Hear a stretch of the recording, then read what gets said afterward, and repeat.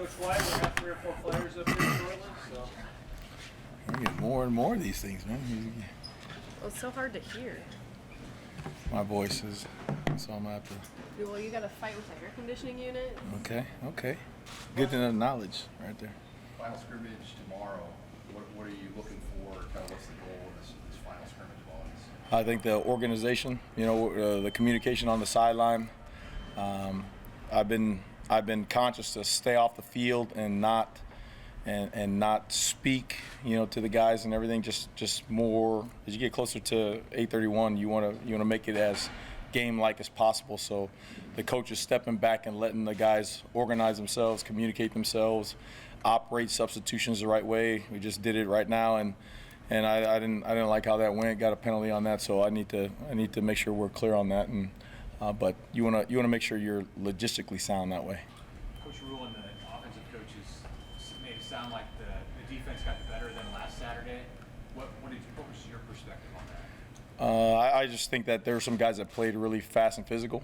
Again, the X's and O's part we can always correct, but it was very fun to watch some of the guys be able to line up and play without thinking, and that goes back to what the coaches are teaching in the classroom, Dr. Haskell and the mindfulness that she's doing with the guys right now, getting guys to absorb the information and be able to process it that fast. I think it was a good day for both. We made plenty of mistakes, and there's some guys who showed up and some guys who could play better. So again, that's what camp is.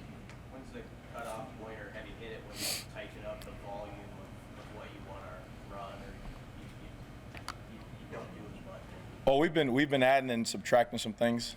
Just what we do well, what we don't. That went back from the self-scout. That was huge, and making sure we were practicing the stuff. I mean, I know, in camp sometimes you kind of go and just plays, and then you look and say, are we going to actually use this in 8:31? So it was good to scale back on some of those things, for myself, and then call more of the things we weren't good at or that we're going to actually use. So it was a good deal.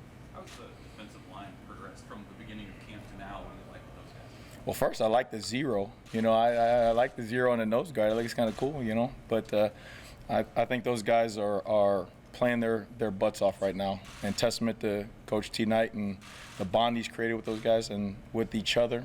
I can hear him in the meeting rooms. This part in camp, it's so much X's and O's in football. The stress builds and everything, but you can always hear laughter. You can always hear guys being free in the room. So that's a good sound. And then those guys up front. I mean, when you see them come off the ball and you see them play, that's the most noticeable, right? Because the front is where it starts. And when those guys are playing physical and fast, you got a chance. So I like where those guys are at. You mentioned single digits too. What does that mean? That a lot of those guys are on the defensive side. Oh, I mean, that's a testament to them. I didn't do anything. Those guys are OOU guys, and it's really cool when that kind of reward comes from the team. That coaches are out of it.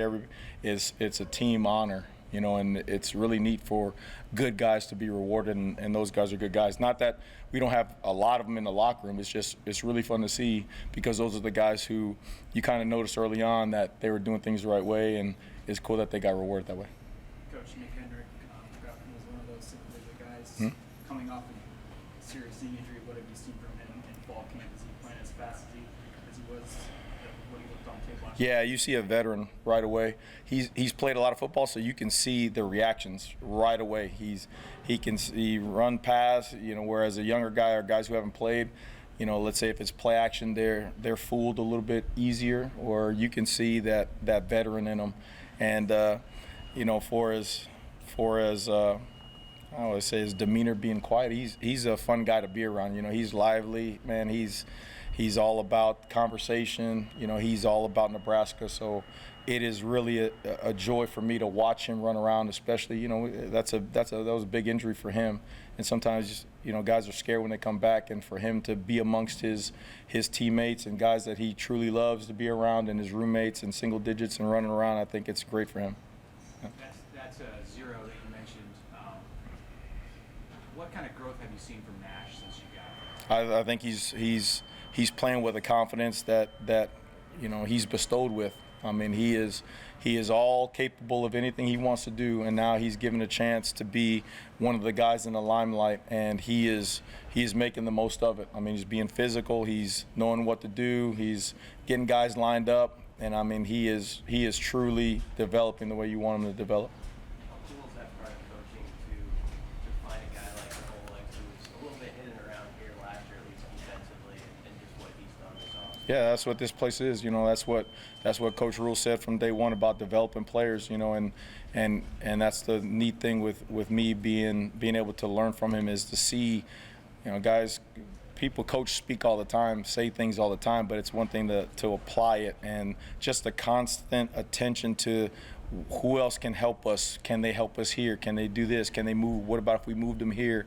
You know, never forget anybody on that roster. So it's a great learning experience, but it's great to see it applied on the grass to the team, and then see a guy like Bullock come away with, again, a single digit and a chance to really play.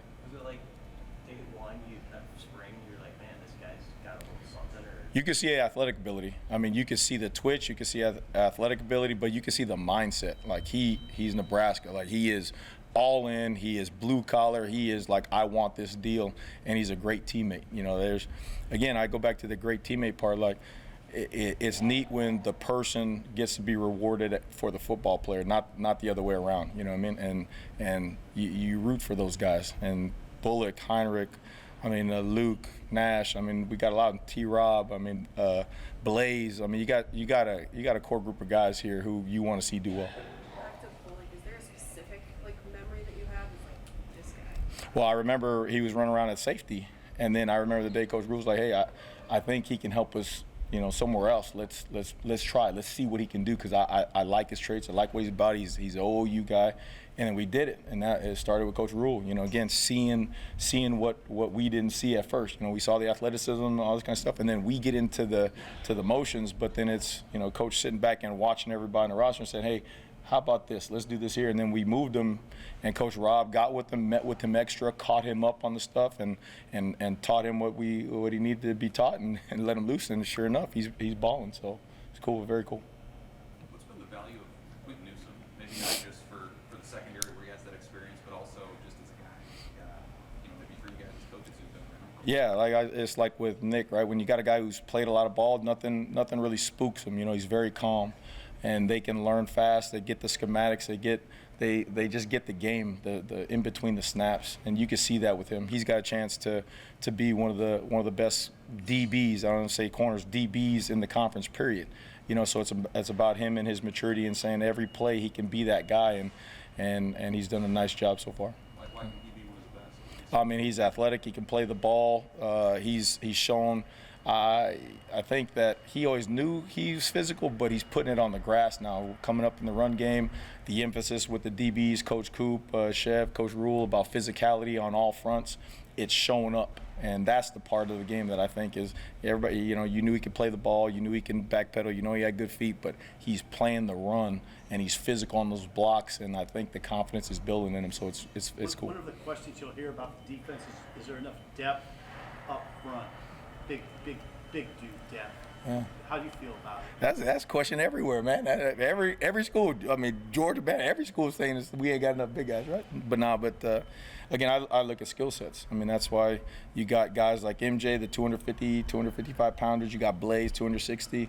And then the true emphasis on rotating and playing a lot of guys in there, so that way if you could take 10, 15, 20 snaps off in the early season, that's 10, 15, 20 snaps you're going to get later on in the season. So I think that's the way you keep them fresh, is just to be able to rotate those guys in, take early snaps off of them, so you got them late. Your defense defends Jeff Sims. What in particular do you notice about Sims? Sims is a different player. Like, I mean, he's a totally different player, and that goes top down. I mean, body-wise, I mean, athletic.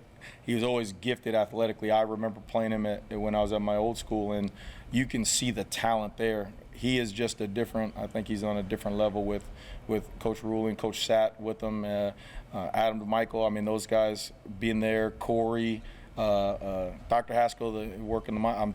He is again, he's fun to watch, especially seeing him back then and seeing him now. He's fun to watch back there, so it's cool. What's the change from then to now? What's the foremost change? I think when you're a quarterback, you're all encompassing, right? I mean, you see him and you say, oh, you know, he can run and do all that stuff. I think his reads, I think his confidence in the pocket, I think his maturity, I think his strength, his arm. I mean, you name it. I mean, the guy has really put in the work to be a leader in this system at Nebraska. So it's on defending him on the other side. He's making me a better coach for sure. Tony, what about Luke Weimer? What kind of camp is he having, and how does his skill set translate into what you want to accomplish in terms of his role? Yeah, with Luke, you know, it's funny because with Luke, when it's not live, you're always wondering if he was going to trigger and, hey man, come on, let loose. He's one of those guys who don't want to make a mistake so much to the point where, like, there's some plays that he could actually make, he just wouldn't let it loose. This last Saturday was probably the most aggressive I've ever seen him. You know, I mean, he was in the backfield so many times. I mean, his physicality is awesome to watch. So I kind of joke with him. I'm like, there's two sides to him. You know, there's the thud side, and then the live let me go kill somebody side. So I'm like, okay, Luke, you know, it's fun. You know, and again, if you can go out there and see the smiles that those guys have on their face, but while they're working, you know, in the grind of it, as physical as the practices are, as much as competing as there's going on, you know, you look on the sideline and those guys are in tune with it and they're laughing and joking, but then when their time is up, they're running through guys and dominant contact and Huskers. It's really a joy for me.